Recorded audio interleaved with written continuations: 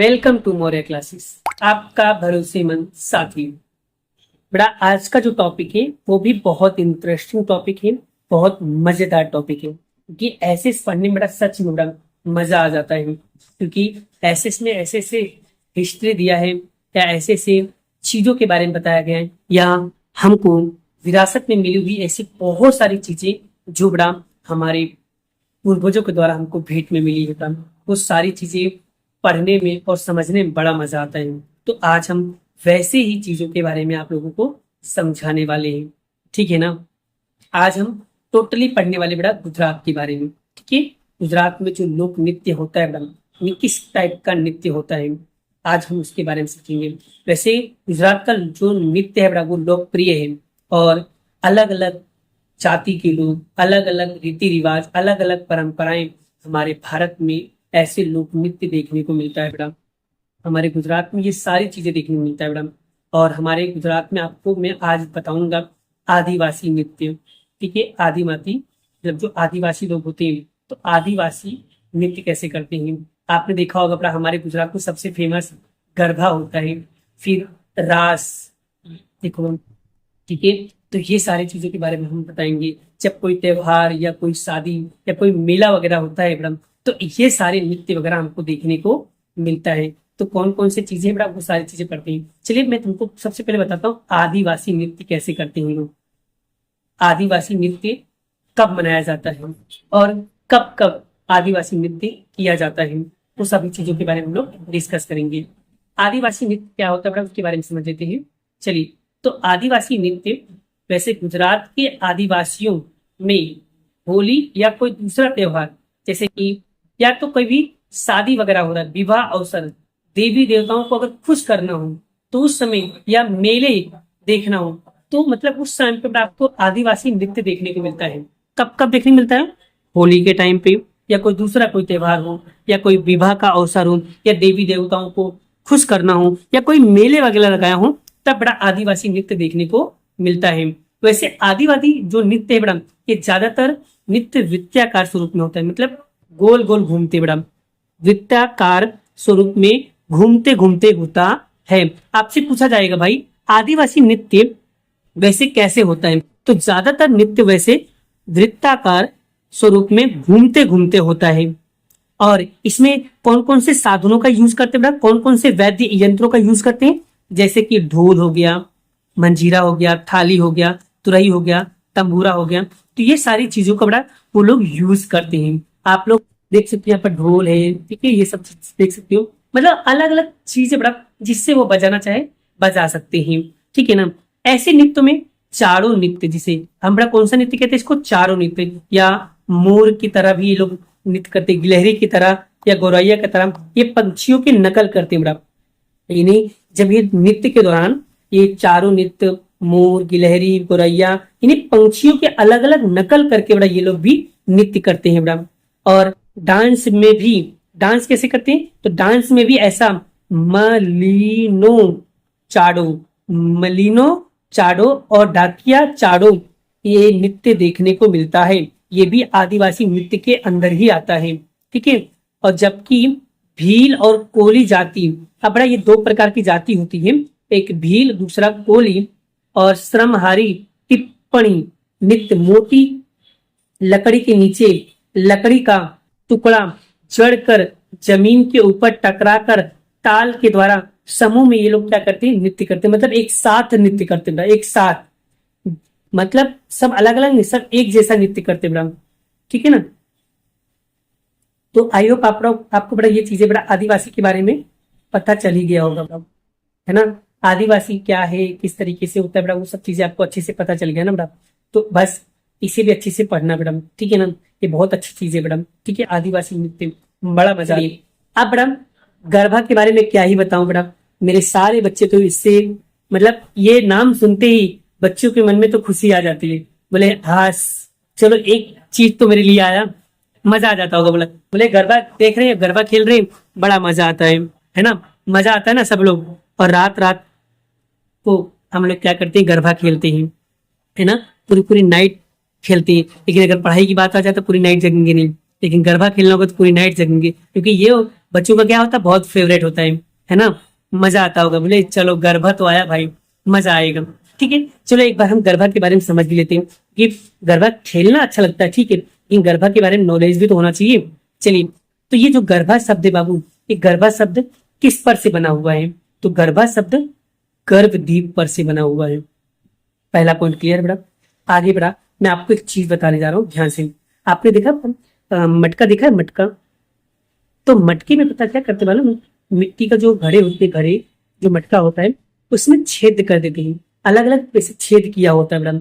न छिद्र वाले मिट्टी के घड़े में दीपक प्रज्वलित, प्रज्वलित मतलब होता है उसमें दीपक जलाना, मतलब दीपक को प्रज्वलित करके रखना, फिर उसके चारों ओर या फिर सिर पर रखकर वृत्ताकार नृत्य करना ही गरबा कहलाता है। अगर आपसे कोई पूछे ना तो गरबा क्या होता है, तो आपने देखा होगा अपने माथे के ऊपर, अपने माथे के ऊपर एक घड़ा रखते हैं और उस घड़े में बड़ा क्या होता है, छेद होता है, छिद्र वाला होता है, और उसके बीच में एक दीपक जलता हुआ होता है, और दीपक माथे पे लेकर के वो लोग क्या करते हैं, गोल गोल चारों बाजू क्या करते हैं, घूमते हैं। क्या करते हैं? घूमते हैं। उसी को कहते हैं गरबा। और ये गरबा सिर्फ गुजरात, सभी सभी गुजरात राज्य में होता है, सभी गुजरात राज्य में होता है, ठीक है ना। और नवरात्रि अश्विन सदी एक, अब याद रखना कब मनाया जाता है वो भी सुन लेना। नवरात्रि अश्विन सुदी 1 से अश्विन सुदी 9 तक, मतलब 9 दिन का, 9 दिन का ये नवरात्रि होता है। कितने दिन का होता है? 9 दिन का ये नवरात्रि होता है। और कहीं पर तो 10 सुधी, इस शरद पूनम के दौरान भी गरबा खेला जाता है। आपने देखा होगा पूनम के दिन भी कभी कभी गरबा कहीं ना कहीं मनाया जाता है और कहीं ना कहीं खेला भी जाता है ना। पूनम के दिन भी गरबा होता है कि नहीं होता है मैडम, है ना। वैसे तो 9 दिन तक तो लास्ट होता है मैडम, फिर पूनम के दिन भी वो लोग क्या करते हैं, कुछ लोग होते हैं जो लोग मनाते हैं तो पूनम के दिन भी गरबा खेलते हैं बड़ा वो लोग, है ना। और उसमें पूजा किसकी होती है? जो नवरात्रि होता है उसमें पूजा किसकी होती है? अर्धशक्ति माँ जगदम्बा, अर्धशक्ति माँ जगदम्बा की पूजा आराधना। इस पवित्र पूर्व अवसर पर गुजराती स्त्रियां माता जी की गरबा गाती हैं, गरबा भी गाती हैं और माता जगदम्बा देवी की पूजा भी करती है, ठीक है। सामान्य रूप से चौक मैदान के बीच में माता जी की मांडवी, बहुत सारे दिए रखने के लिए बनाई गई दीवर जैसी रचना होती है बड़ा।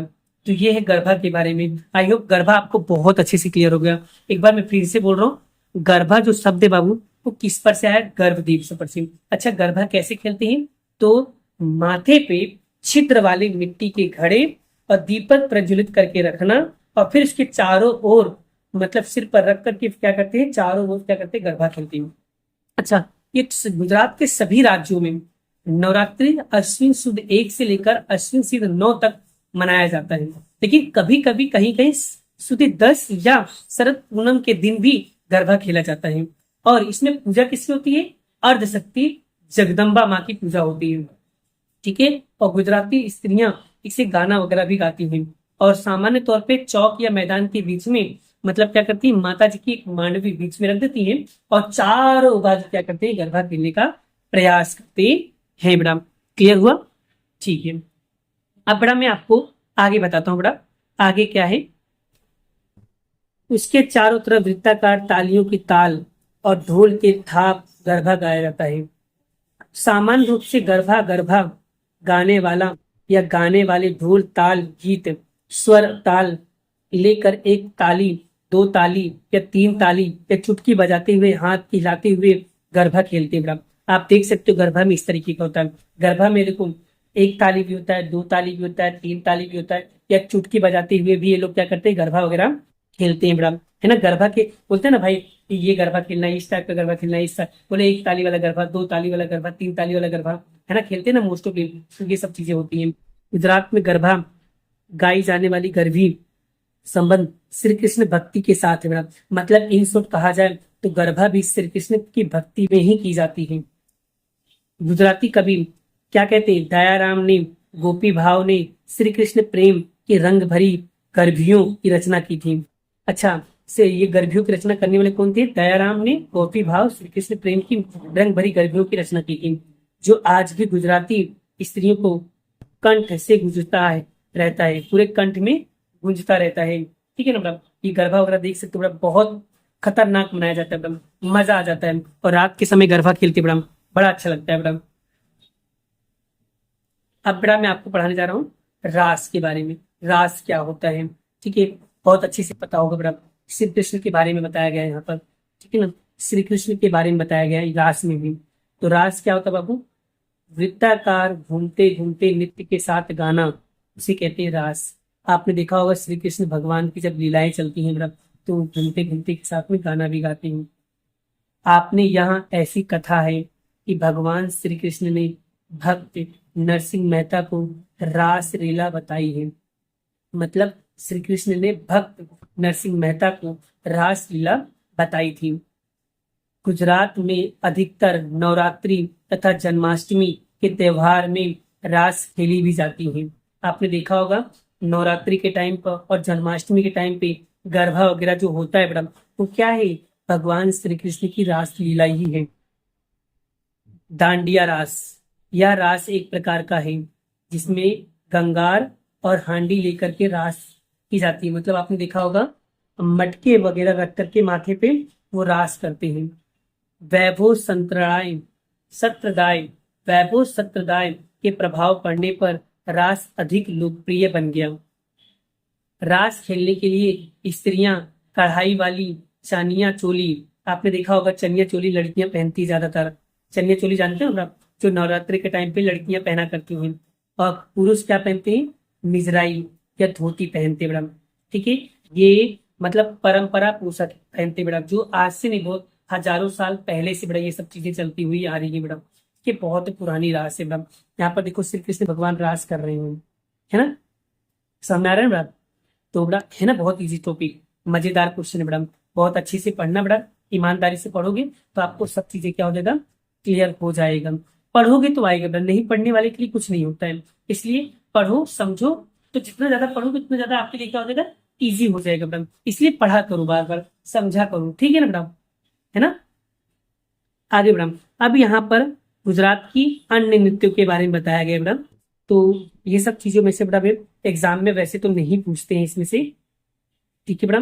तो ये वाला जो क्वेश्चन बेटा, ये वाला क्वेश्चन मैं आपको अन्य वीडियो में पढ़ाने वाला हूँ बेटा, ठीक है ना बेटा?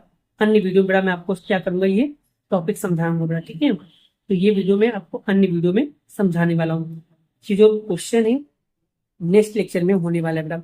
अभी तक जितने भी मेन टॉपिक थे बेटा, लगभग वो सारे मेन टॉपिक आपके कंप्लीट हो गए हैं। अब उसी में से ही एग्जाम में पूरा क्वेश्चन आएगा, उसके बाहर से एक भी क्वेश्चन नहीं आएगा। ओपन चैलेंज कह रहा हूँ बेटा, ओपन चैलेंज कह रहा हूँ, एक भी क्वेश्चन नहीं आएगा। मैं जितना क्वेश्चन आपको पढ़ाया हूँ ना, और जितना टॉपिक मैंने आपको समझाया ना, उसी में से ही पूरा एग्जाम में आने वाला है। उसके बाहर का एक भी क्वेश्चन नहीं आएगा। मैंने आपको जितना पढ़ा दिया ना, सिर्फ इतना ही टॉपिक अगर आप बार बार रिवीजन कर लो, बार बार रिवीजन करो, जब भी भूल जाओ वीडियो देख लो, जब भी भूल जाओ वीडियो देख लो, आपके कॉन्सेप्ट क्लियर हो जाएंगे। एक बार आप सुन भी लोगे ना, एक बार खाली ईयरफोन लगा के सुन भी लोगे ना, तो भी बेटा आपको उस टॉपिक के बारे में एकदम अच्छे से क्लियर हो ही जाएगा। एक बार आप पढ़ो तो खरी, एक बार आप समझो तो खरी, डेफिनेटली आपको सब चीजें याद हो जाएगा बेटा। आप मेहनत तो करो, एक बार पढ़ो तो खरी बेटा, सच में सब चीजें क्लियर हो जाएगा। आप एक बार पढ़ो, आपको सब चीजें आ ही जाएगा, है ना?